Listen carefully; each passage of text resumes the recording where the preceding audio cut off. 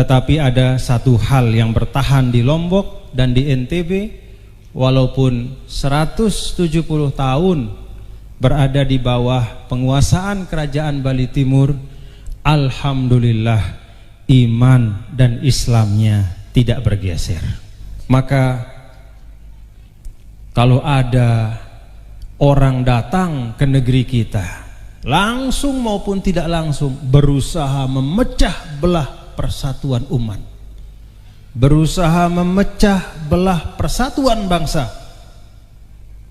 wajib kita membela tanah air kita ini dengan semua apa saja, jalan apapun yang diberikan oleh Allah Subhanahu wa ta'ala.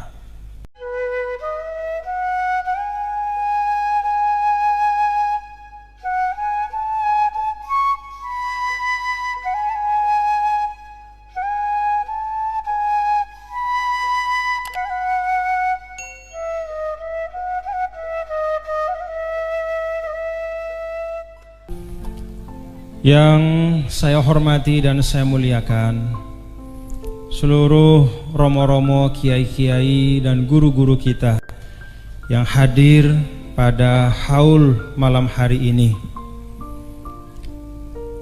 Tentu yang paling utama adalah keluarga Shahibul Bait dari pondok pesantren, keluarga dari guru kita yang dihaulkan pada malam hari ini, penerus-penerus beliau, putra menantu beliau yang kita doakan mudah-mudahan menjadi khairu khalafin li khairi salafin, sebagus-bagus penerus bagi sebagus-bagus pendahulu.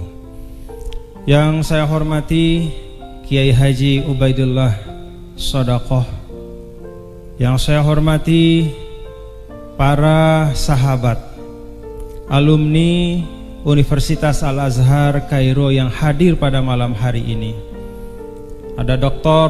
Fadlan Musyaffa, ada Dr. Mukhlis Hanafi, ada sahabat-sahabat saya yang lain yang tidak dapat saya sebutkan satu persatu. Semuanya saya hormati dan saya banggakan. Bapak-bapak, para pelaksana pemerintahan, baik dari perangkat kabupaten maupun ada TNI dan Polri yang hadir pada malam hari ini yang saya hormati, dan seluruh bapak-bapak, ibu-ibu, para hadirin dan hadirat sekalian, semoga Allah Subhanahu wa ta'ala merahmati kita semua. Saya orang Lombok, jadi sulit kalau menyampaikan dalam bahasa Jawa. Saya mohon dimaklumi bapak-bapak ibu nggih. Nah, Lombok sama Jawa itu miripnya cuman pada kata enggih saja. Enggih, sampun, dahar. Bahasa Jawa dahar juga nggih. Nah, jadi bahasa Lombok itu ada Jawanya, ada Balinya. Kenapa Bali? Karena hampir 170 tahun Lombok itu berada di bawah penguasaan kerajaan Bali Timur. Maka lidahnya orang Lombok itu agak-agak mirip dengan lidahnya orang Bali. Agak medok ya. Bilang T itu T gitu, kencang T-nya. Budaya-budaya di Lombok juga ada yang terpengaruh dengan budaya Bali.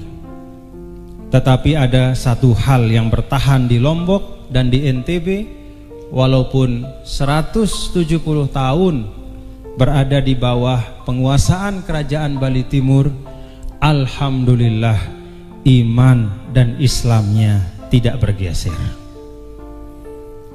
Maka pada malam hari ini dorongan iman dan Islam sebagai sesama umat Nabi besar Muhammad sallallahu alaihi wasallam, itulah yang mendorong saya untuk hadir di tempat ini. Itu yang pertama, ukhuwah Islamiyah. Kita diwasiatkan oleh Rasul sallallahu alaihi wasallam mau tinggal di Lombok ataupun tinggal di tanah Jawa, ataupun menjadi orang awak, Sumatera Barat orang Minang, atau Wong Kito Palembang, atau bahkan ujung timur sana Papua, tetapi selama berada dalam iman dan Islam, maka semuanya adalah bersaudara. Jadi saya senang punya saudara di Grobogan, walaupun jauh dari Lombok. Kalau pakai perjalanan darat dari Sarang tadi sekitar 3 jam. Nanti habis mau'izah hasanah atau sambutan ini saya mohon pamit berangkat melalui Surabaya, besok subuh kembali ke Lombok. Berjam-jam di jalan, tetapi rasanya pantas saya menempuh sekian jam itu untuk berjumpa dengan saudara-saudara saya yang ada di Grobogan. Alhamdulillah. Inilah jamalul Islam, keindahan Islam, kita dipersatukan. Ada juga selain persaudaraan Islam, ukhuwah wataniyah. Kita ini semua tanpa kecuali adalah anak-anak bangsa. Cinta pada bangsa itu salah satu fitrah kita sebagai manusia.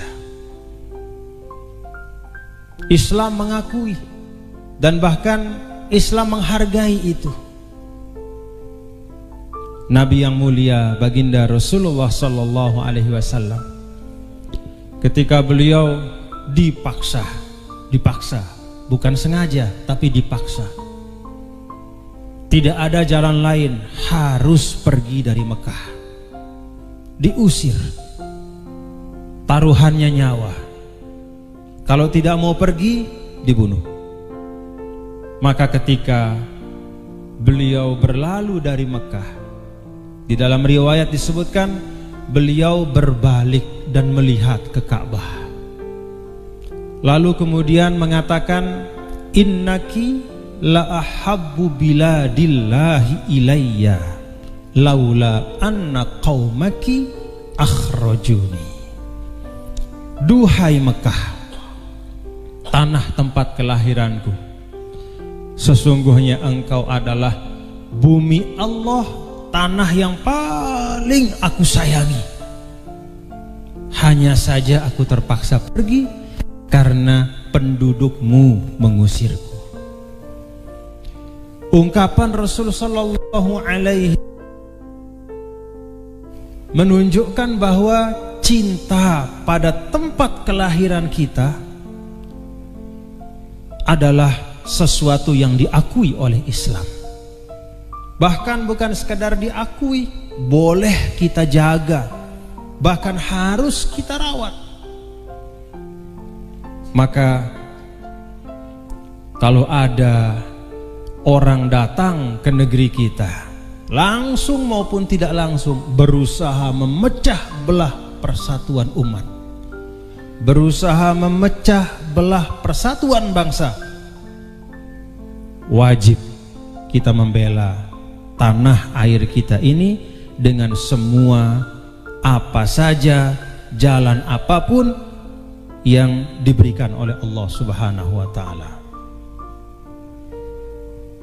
Di dalam Al-Quran diceritakan oleh Allah bagaimana ungkapan ketika Bani Israel, kaum dari Nabi Musa alaihissalam, menghadapi orang-orang yang mengusir mereka dari tanah air. Apa kata mereka? Wa ma lana alla nuqatila fi sabilillah wa qad ukhrijna min diyarina wa abnaina. Kalau kita sudah dikeluarkan dari tanah air dan diusir oleh yang menjajah dan menduduki tanah air kita, maka jalan yang ada di depan kita hanya satu, namanya jalan perlawanan, jihad fi sabilillah. Itulah yang menginspirasi para ulama kita, sehingga dari awal dulu para ulama, para santri adalah kelompok yang paling kokoh, kuat dalam perjuangan membela kemerdekaan negara yang kita cintai. Alhamdulillah.